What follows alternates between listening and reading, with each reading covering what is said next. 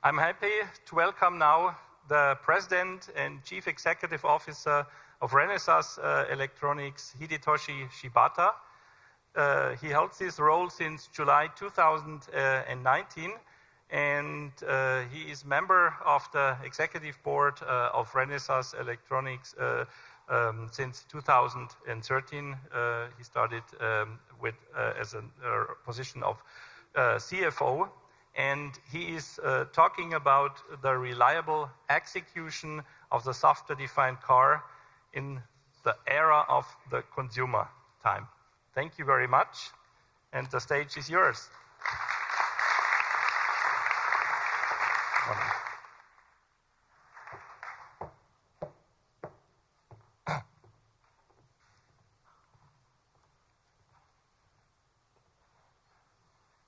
Good morning, everyone. Although he kindly introduced me as in my full name, I usually go by Toshi Shibata in an English-speaking environment. And although the name indicates otherwise, I have just so you know, I have nothing to do with Toshiba. I'm only involved in Renesas as I lead this enterprise. So today, I'm going to talk about what we already do and also what's in progress. And on top of that, a little bit of aspiration that we want to realize, hopefully with the tight collaboration of some of yours over some years. All to make our lives easier, make your lives easier in putting your electronics design for automotive to the market in a much better way. Oops. So I do believe there are some people who are not necessarily familiar with who we are. So allow me to take a second in sharing with you who we are. We have conducted multiple acquisitions over the past few years. We used to be known as a Japanese microcontroller supplier, primarily for the automotive sector. But as of last year, excuse me, if you look at the top left, our revenue was roughly 1 trillion yen, or if I may assume tentatively the exchange rate of 100 yen to the dollar, it was roughly 10 billion US. And the split was roughly equal between the automotive and the rest, which is composed of infrastructure, industrial, and IoT. And what matters more is down left, as a result of the multiple acquisitions, with a view to expanding our product offerings beyond MCUs. Now we have a lot more than MCU to offer to all of you, beginning with higher compute SoCs on top of microcontrollers, which belongs to compute category here, and also analog and mixed signal in addition to power discretes. On the right, you see we now have roughly 20,000 people fairly spread out across geographies. So I believe in the world of continued volatility, in the world of increasing uncertainty, this geographical distribution will help us better serve your needs, whatever happens. We, or myself, tend to be encouraged to be a little more aggressive in promoting ourselves because we tend to be very shy. So allow me to give you some bragging here. As of last year, Strategy Analytics rated us as #1 auto MCU supplier. But more importantly, once again, if you combine higher compute SoCs together with MCUs, we ranked #2 again, in the overall auto compute space. If you look to the right, you see our shares are fairly evenly distributed across multiple applications: body, chassis, IVI, ADAS, you name it. So this is where we stand in the global auto semiconductor market. You just saw a very similar slide by Karsten only 30 seconds ago, but if I may, I wanted to draw your attention to one point which is different, which is at the right bottom. So typically you see in the place of S, you see the word of shared. But here, because we are a tier 2 semiconductor supplier, we put streamline to address the morphing electronics architecture of the automobiles. Arguably, the installation of the connected gateway will grow 3x very shortly. And this is one of the areas that we are trying to address better than others. But all combined, all of you are already very familiar that these are the driving forces of changes and also growth when it comes to auto electronics. The way we look at it, these opportunities coupled with challenges is, to your right, many of the customers, tier 1s and OEMs, are faced with challenges and also necessities to do some of the following. Beginning with, how do we better manage the exploding complexity of software development? How do we take your products to the market much more quickly? Now that many of us are faced with quote-unquote new and different type of players coming from nowhere, coming from different geographies, who are capable of taking their products to the market in a much shorter time than we're used to. And last but not least, because of the changes that are happening and uncertainties still ahead of us, many of our customers want to free up some of the precious resources from making sure their hardware combination and the basics of their electronics work to somewhere which can better differentiate their products and potentially services. And in trying to address these three challenges, we came up with initiatives in 3 work streams. One is scalability. We've been working hard and will continue to work harder to make sure of scalability across our different compute platforms.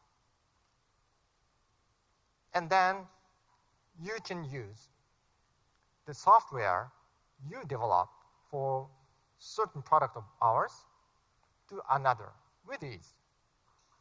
The same applies to IPs that customers and ourselves develop jointly. Shift left, as you know, our customers need to pull in all those development work so that you don't have to wait for the arrival of our hardware samples or devices for you to begin your coding, so that we can shorten the total aggregate development time needed for you to take your products to the market.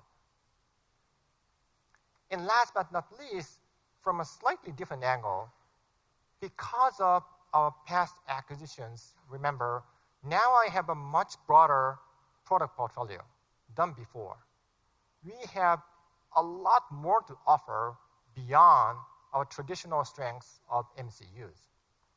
So now we are providing a lot more of the solutions, what we call winning combinations, to probably a different set of customer groups, so that customer can enjoy ready-to-use turnkey solutions to save their effort. Allow me to spend a minute going over in a little more granularity as to what I meant by those three words. So first with scalability. If you look to the left, you now see a spectrum of the device offerings, compute device offerings of ourselves, beginning with relatively primitive 16-bit microcontrollers at the bottom, going up to 32-bit microcontrollers for domain controllers and potentially zone controllers, gateways up to ADAS. And if you look at the different compute capabilities that we already offer, you see a wide spectrum of the compute capabilities that we already offer once again. And for ADAS applications, we are already offering 100 DMIPS compute capacity. In terms of TOPS, scores of TOPS already available. And we are on the way to come up with much higher compute capabilities that will be needed for the next generation ADAS. But if you look to the right, you get the sense of how much of the software, once again, you develop for some of our devices to be ported with ease to another set of our devices. Across your product families, roughly 85, 95% of the software you develop can be easily ported. Across applications, which is the trickiest part, roughly half of the software asset you have can be reused.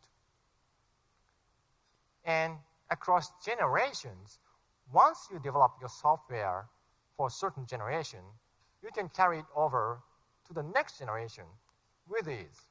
Roughly 80% of the software you develop can be easily ported over, unless you want to change it drastically. Now, what I meant for shift left, as you know, at the top, historically, we were the one who was responsible for coming up with hardware samples. And only after that, typically, our tier one customers began their software development based on our hardware samples. And then, sequentially, OEM customers began their own development. But at the bottom, as you see, and I'm sure most of you are already very familiar, we are now trying to pull in, together with our tier one and OEM customers, all those primarily software development without waiting for the arrival of our hardware, be it samples or final goods. And how do we do that? Very simple. I mean, we provide tools, not just traditional development tools, but more importantly and more recently, we are working hard to provide you with a lot more of models. Models for your emulation, models for your simulation, so that you can feel like the hardware is already there in the computer, although you can't touch it. Allow me another second to give you a little more granularity. So on the left, this is what we already do. We already offer models for our single devices, higher compute SoCs in the name of our cards, MCUs, with a focus on replicating hardware functionality to the extent possible, even at the sacrifice of the latency aspect. On top of that, again, we already offer a different type of model, which is focused on reducing latency, which is focused on real-time replication of the functionality, but with a very narrowly defined function. In this case, AI and image vision recognition. And for the right, I don't pretend to be an expert here, so correct me if I'm mistaken, but many of our customers already conduct a lot of simulations at the vehicle level, at the higher level systems, which are typically designed agnostic of the specifics of the hardware components in there, right? So you can conduct a lot of simulations and emulations at the either end of this spectrum, but there's nothing really in the middle. And that's what we are now trying to do. Very shortly, we will be beginning offering the multi-device simulation and emulation environment. So you can conduct simulations, emulations to the extent you like at the ECU level, not just a single device level. And also, the same token is applicable for a little more complex fusion simulations around ADAS capabilities. And this is in progress, but to be introduced to you very shortly. And what's next? And this is still very naive aspiration, but hopefully with some of the yours working together between us, we can take this naive aspiration to reality over time. But we really aspire to close this gap between the both ends of the spectrum to the extent possible. So one day, you don't have to even touch upon hardware to complete your design. Everything can be done on the cloud. And at the click of the button, you will get the hardware afterwards. All right, so what we do as we stand now, I mean, aspirations are fine, whatever is great, what we do now. This is a working, ongoing example with one of our leading OEM customers, as well as one of our leading Tier 1 customers. So OEM, Tier 1, and ourselves are joining forces as basically one team. We've already provided device-level emulator, simulator, and our customer is now dealing with it to define their software architecture as well as the next generation SoC hardware architecture concurrently. If you look in the middle, we are already providing SDKs, and in this case, primarily our Tier 1 customers are already developing their applications using our SDKs. And down at the bottom, based on the neural network search tools that we've already provided, OEMs and both Tier 1 customers are conducting multiple iterations of examinations or explorations so that they can make sure of the optimal combination between the neural network they pick and the actual hardware that we provide. And to the right, we also provide already some of the multi-device simulators. But in this case, we already have a working hardware sample. So the customers are both using the hardware sample as well as multi-device simulation, emulation tools interchangeably so that they can make sure of the verification of the software that they've developed as they make progress. All right, let me switch gear a little bit and talk to you about what we do in terms of winning combo solution offerings. So once again, this was only possible as a result of multiple acquisitions we've conducted over the few years. And we began this journey with the introduction of simple R-Car SoC starter kits. But we quickly moved up the ladder to provide you with demo kits.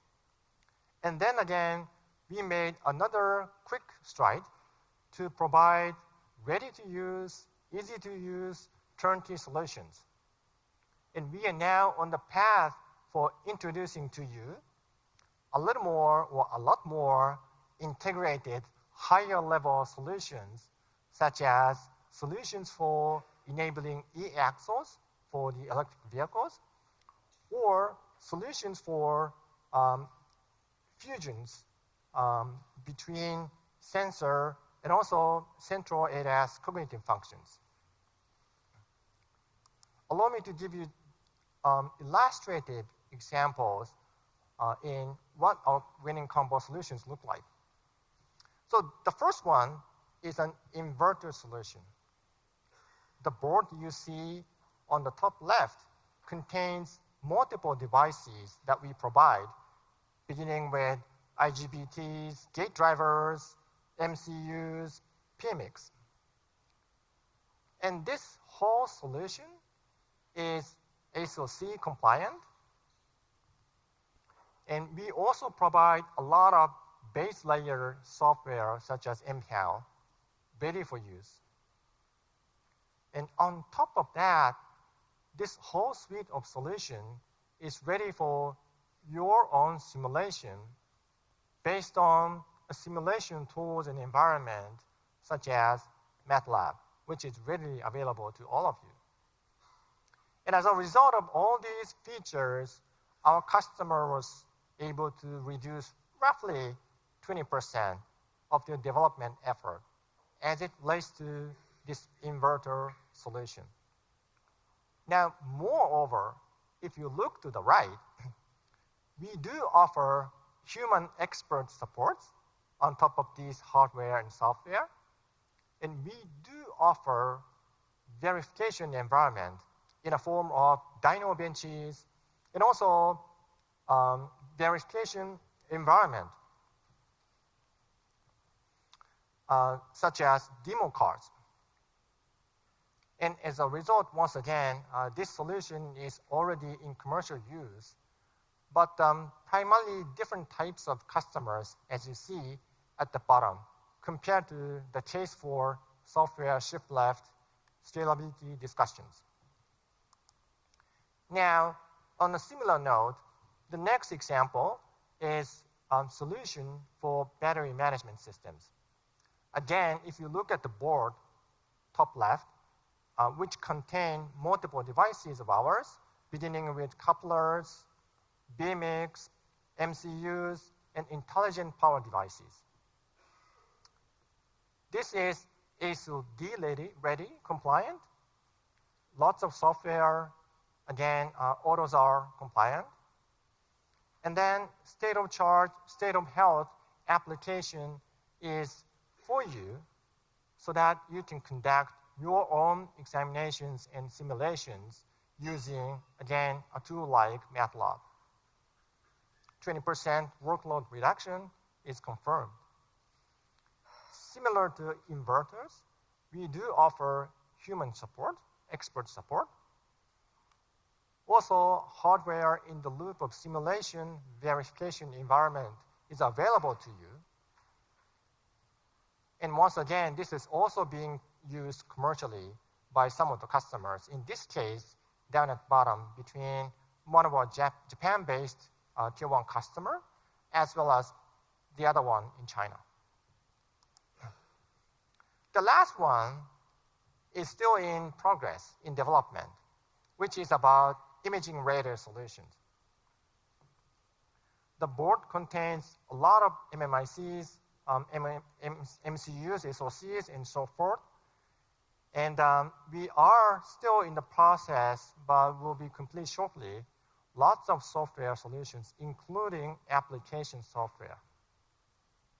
We are now in the process of real road test, which will be completed by the end of this year. And soon afterwards, our aspiration is to go beyond this to be able to provide you with more of a fusion solution between camera and also imaging radar. So I talked about what we do in 3 streams to make it easier for you to take your products to the market in a short time frame with ease so that you can focus your resources on wherever you determine is better for your differentiation, beginning with scalability, shift left, and also winning combo solutions. And all of this we do to make our lives easier, our meaning customers, partners, and also our own lives easier. And as I alluded to in the session, there are some aspirational aspects in my talk. So hopefully, by the end of these sessions, I will be able to connect with some of you to share the common goals so that we can take this aspiration to reality not too distant from now. Thank you.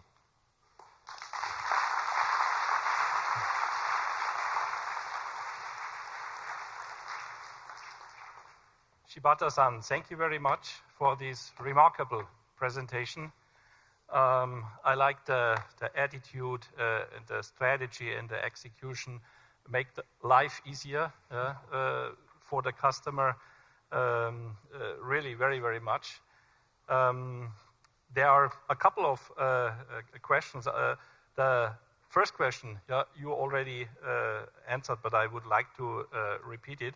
What are some tangible examples for turnkey solutions that Renesas is offering now? And you mentioned the inverter, the battery management system, and the imaging radar. The next questions go pretty much to the era of shift left and all around the simulation. Simulation and virtualization tools, are they also available for service providers that will not buy your hardware? Yes, they are. Yes, they are. Okay. Yep. And question also alongside that, for the emulation you showed in the course of your left shift offerings, have you developed this environment by your own or in combination with commercial products like Synopsys or Cadence as a design tool? That's a very good question. And I don't pretend to be that we are more advanced than some of the others, especially coming from other higher compute spaces like mobile phones or data center cloud AI applications. So where applicable, we are working with our partners. And where applicable, although not to that much, we use those more comprehensive tools that are available that you mentioned.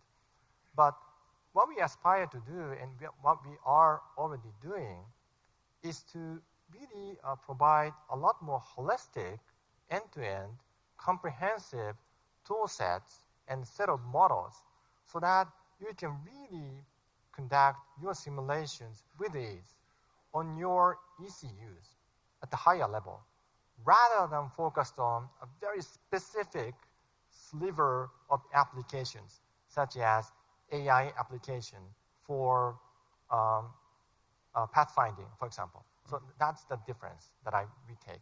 Okay. Question from myself. Personally, I'm totally convinced that the shift left with simulation is the only way to manage the complexity, especially when you think about some huge platforms. You're shifting 10,000 and even more units during the development phase across the globe in the different development centers. Question is, have you already some numbers from example 10,000 units before a customer needed for the how many percentage you can do with the simulation, and what is still necessary for a final end-to-end test running on the device, on the hardware? Well, that's a question spot on. So actually, to tell you the truth, it's not that we came up with our suite of models and solutions before we took it to the customer. Mm-hmm. So our customers and ourselves are working hand in hand in equipping themselves with additional tools. So on this specific case, it's hard for us to make an apple-to-apple comparison between before and after. Yeah. But where we provided the model, they enjoy a significant reduction of those iterations. Yeah, once again, in my opinion, the only way to manage the complexity in the software-defined car. The next question goes to also to your offering alongside the stack with respect to ADAS. Today, you're offering the SoC level supported with the shift left and the emulation tools. Do you have plans to provide more up in the stack like other competitors are doing? Like applications? Yeah, for example, perception or something like that. Yeah, that's a very good question. And actually, I just had the same discussion with one of my colleagues sitting over there. But for now, we believe we should be better to work on those applications mainly together with our customers, rather than us trying to provide the ready-to-use, more comprehensive application software, which I know is being done by a couple of our competition. But there are customers who don't want to do that. There are customers who want to come up with their own application, algorithms, software. And that's where we can differentiate what we do. And that's where, jointly with our customers, we can create potentially a better solution. Last question.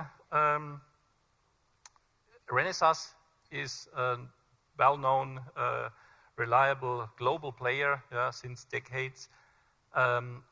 If you look to the, also goes to the ADAS field, if you look to the requirements on a regional level from, do you see major, or what are the major different requirements coming from Europe, from China, and North America compared with Japan? Well, that's a very interesting question. So maybe the shortest answer is not really. In a few years back, we did see differences. Primarily, European customers wanting to install a lot higher capabilities, whereas some of the Japanese customers were more focused on cost.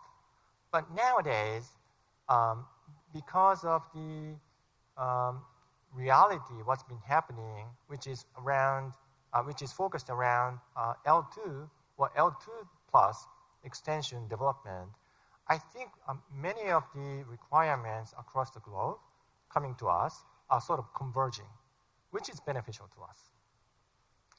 Shibata-san, thank you very much. Thank you very much. Remarkable presentation and also remarkable Q&A session. Thank you very much for having me. Yeah, thank you.